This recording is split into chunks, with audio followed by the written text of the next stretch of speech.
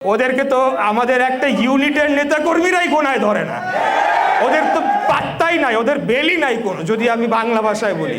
তো ওদেরকে আমরা কেন কিছু বলতে যাব? ওদেরকে আমাদের ধরার তো কোনো দরকার নাই, তাদেরকে আমরা প্রতিপক্ষই মনে করি না। বিএনপি একটা বিশাল বড় রাজনৈতিক দল, সেখানে দুই চারটা ব্যক্তি, এবং ইদানিংকালে আপনারা লক্ষ্য করবেন যে কিছু অসভ্য ভাষা ব্যবহার করে কিছু ব্যক্তি তারা সেটাকে প্রতিবাদের কণ্ঠস্বর হিসেবে চালিয়ে দেওয়ার চেষ্টা করছে, সেটাকে প্রতিবাদ হিসেবে প্রতিষ্ঠা করার চেষ্টা করছে। কিন্তু এই অসভ্য এবং অশালীন কুরুচিপূর্ণ ভাষা ব্যবহার করাই কি ছিল নতুন বাংলাদেশের আমাদের আশা আকাঙ্ক্ষা? এই শিক্ষাই কি আমরা নিতে চেয়েছিলাম? এবং এদের মাধ্যমে যেহেতু তারা পাবলিক ফিগার বা তারা রাজনীতির করতে চাচ্ছে, বিভিন্ন মিডিয়াতে তারা বক্তব্য রাখছে, তাদের এই আচার আচরণ এবং তাদের এই কুৎসিত ভাষায় অসভ্যতামি আমাদের কিশোর তরুণদের মাঝে এই ভাষাগুলো পৌঁছে যাচ্ছে, এবং তারা তো সেখান থেকে শিক্ষা প্রতিনিয়ত যদি দেখতে থাকে, একটা সময় গিয়ে তাদের কাছে এটা স্বাভাবিক মনে হবে, এবং তখন তারা কি করবে? তারাও তো সেই ভাষা ব্যবহার করা শুরু করবে। এরপরে তো তারা তাদের বাসা বাড়িতে নিজ পরিবারের বিরুদ্ধে এই ভাষা যদি ব্যবহার করা শুরু করে, তখন কি হবে? আমরা কি তখন একটা সভ্য জাতির দিকে আমরা যেতে চাচ্ছি? আমরা কি সেই সভ্য জাতি হতে পারবো? এই শিক্ষাই কি আমরা পেয়েছি? আমাদের বাবা মারা কি আমাদেরকে এই শিক্ষাই দিয়েছিলেন এই ভাষায় কথা বলার? সমালোচনা কেন করবেন না? 100,000 বার, কোটিবার সমালোচনা করেন। দুর্নীতি করলে দুর্নীতিবাজকে তাকে দুর্নীতিবাজ বলেন, কেউ চাঁদা উঠালে তাকে চাঁদাবাজ বলেন, কেউ খুন করলে তাকে খুনি বলেন। যেটা যার সমালোচনার প্রাপ্য সেই ভাষায় তাকে সমালোচনা করেন।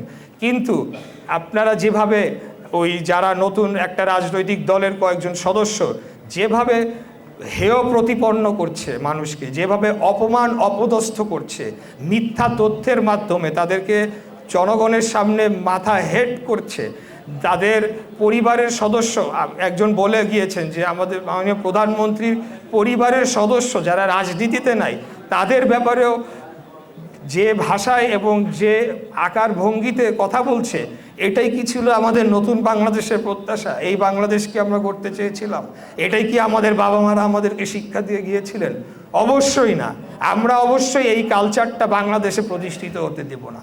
আমরা যারা এখন এই ভাষায় কথা বলছে, আমি একটু বলি, সেদিন আমি একটা প্রতিবাদী মিছিল করলাম, আপনারা দেখেছেন, সেখানে সাধারণ মানুষ সে ঢল নেমে গিয়েছিল। তারা প্রতিবাদ করেছিল এই অসভ্যতামির বিরুদ্ধে, এই অপসংস্কৃতির বিরুদ্ধে, ওই দুই চারটা ফালতু ব্যক্তির বিরুদ্ধে না।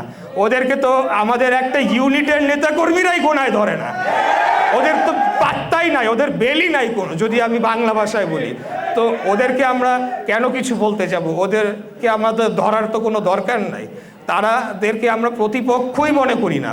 বিএনপি একটা বিশাল বড় রাজনৈতিক দল, সেখানে দুই চারটা ব্যক্তি এবং দুই চারটা নতুন দল, কোনো কাউকে ছোট করার জন্য বলছি না, কিন্তু কোনো বিষয় না।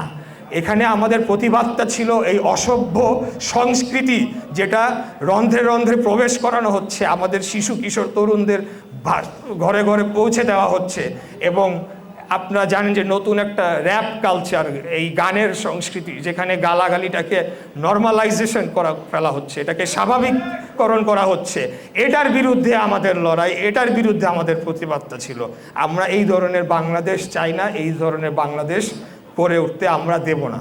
আমরা চাই সকলেই একে অপরের প্রতি আমরা সম্মানটা বজায় রাখব, এবং আমাদের যত সমালোচনা করার আমরা করব, কিন্তু সেখানে গালাগালি, কুরুচিপূর্ণ, অশালীন, অরাজনৈতিক এবং রাজনৈতিক শিষ্টাচার বহির্ভূত ভাষা ব্যবহার করে আরেকজনকে হেয় প্রতিপন্ন করা, এবং সেটা দেখে কিছু একেবারে নিম্ন শ্রেণীর ব্যক্তিবর্গর বাহবা কুড়ানো, সেই জিনিসটা কালচার পরিণত হোক, স্থায়ীভাবে আমাদের রাজনীতিতে প্রতিষ্ঠিত হোক, সেটা আমরা কোনোদিনও হতে দেব না। সেটার জন্য আমি বলবো যে মিডিয়ার বাইরে যারা রয়েছেন, সোশ্যাল মিডিয়াও আপনাদের মাধ্যমে বলছি আর কি, সবাই তো আর নাই, সোশ্যাল মিডিয়াতে যারা রয়েছেন, যে এই ধরনের সংস্কৃতির প্রচার আপনারা বন্ধ করেন।